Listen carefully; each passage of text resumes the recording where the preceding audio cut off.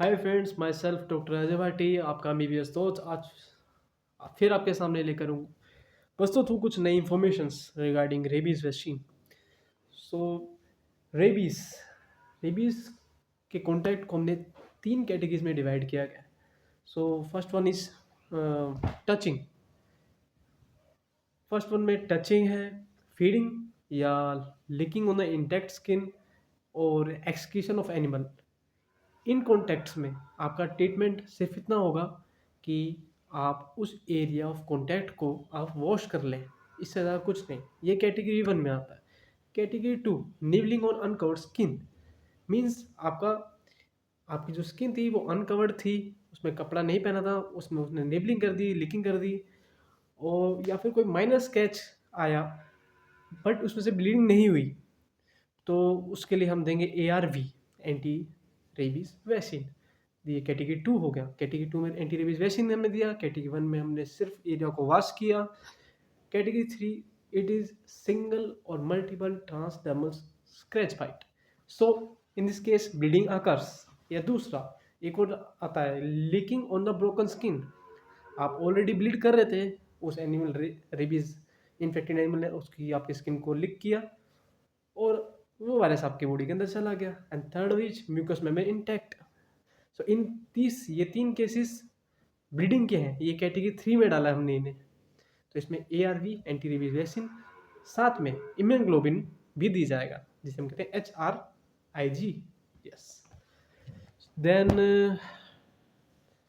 हमने ये बात करें, अगर किसी वाइल्ड कैट जो रेबीज इन्फेक्टेड है उसने बाइट किया, वो कैटेगरी थ्री में आता है। Obviously bleeding occurs. एक कोई इम्यूनोकॉम्प्रोमाइज्ड कैट थी, उसने बाइट किया, वो भी कैटेगरी थ्री, ब्लीडिंग अकर्स। उसमें भी क्या देंगे, ARV प्लस हेमोग्लोबिन HRIG। ठीक है। Rat bite, no, rat bite में हम ARV नहीं देते। ओके।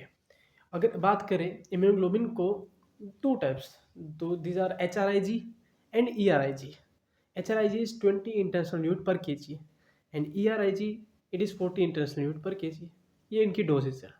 और मेन चीज़ हमें याद रखनी है कि it is a once in a lifetime. आपने अगर इसकी डोजेस कंप्लीट कर ली तो आपको इन्हें दोबारा लाइफ में लेने की जरूरत नहीं है। Okay.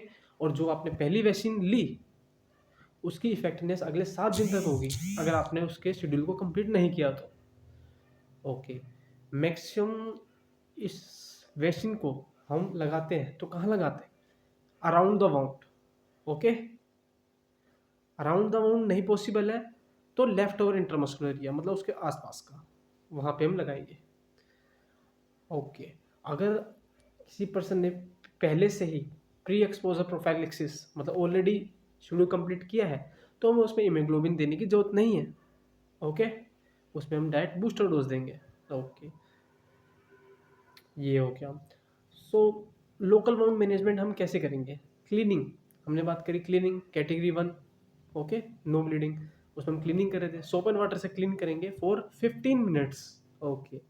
Chemical use, chemicals use as virucide, kill the virus.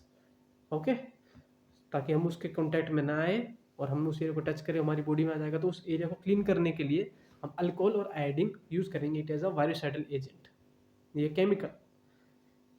One thing जो आपको याद रखनी बहुत ज़्यादा जरूरी है, सूचरिंग हम कभी नहीं करेंगे इसमें। सूचरिंग नेवर डन, क्योंकि area, surface area of contact उसको वायरस को ज़्यादा अवेलेबल हो जाएगा। ओके, ये भी आप याद रखना। So vaccination is very cost effective, हमें ये बिल्कुल करानी चाहिए, और बिल्कुल इसके बारे में बिल्कुल भी दोबारा नहीं सोचना चाहिए कि मैं ये ना करा करके भी मैं प्रोटेक्टेड हूँ। हमें इसको फॉलो करना है। तो वैक्सीनेशन जब हम करते हैं, इन वैक्सीन को +2 से +8 डिग्री सेल्सियस पे हम स्टोर करते हैं। ये पाउडर फॉर्म में या स्टेराइल डाइल्यूएंट फॉर्म में अवेलेबल होती है। ओके। अगर हमने एक बार इस वैक्सीन वाले को खोल लिया तो उसको रिकॉन्स्टिट्यूशन करने के लिए हम विदिन 4 आवर्स हम इसको यूज़ कर सकते हैं, बट आफ्टर डेट नहीं, इसको डिस्पोज करना पड़ेगा। सो रूट इंटरडर्मली देंगे तो it is 0.1 ml। Okay. if the intramuscular, then it is given 0.5 ml in the deltoid muscle. So Yeah, schedule we should also know that pre exposure and post exposure कब कब देते हैं. So on pre exposure it is 0 7 21 या फिर 28. 0 7 21 या 28 ये होगा pre exposure. Okay. Post exposure it is 0 3 7 21. No skip 28. Okay. Yes 0 7 21 या 28 प्री एक्सपोजर. 0 3 7 28 21 स्किप कर दिया पोस्ट एक्सपोजर. Okay good. और री एक्सपोजर होता है okay.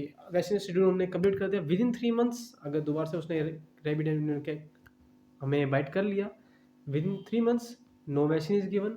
3 months to 2 years within 3 years sorry and after 2 years full courses. So again मैं repeat करता हूँ. less than 3 months no vaccine. 3 months to 2 years booster dose and after 2 years full vaccination schedule is course is followed. Thank you if you find it very useful. Okay friends, मैं आपका दोस्त doctor Ajay Bhati, आपका MBBS दोस्त, विदा लेता हूँ.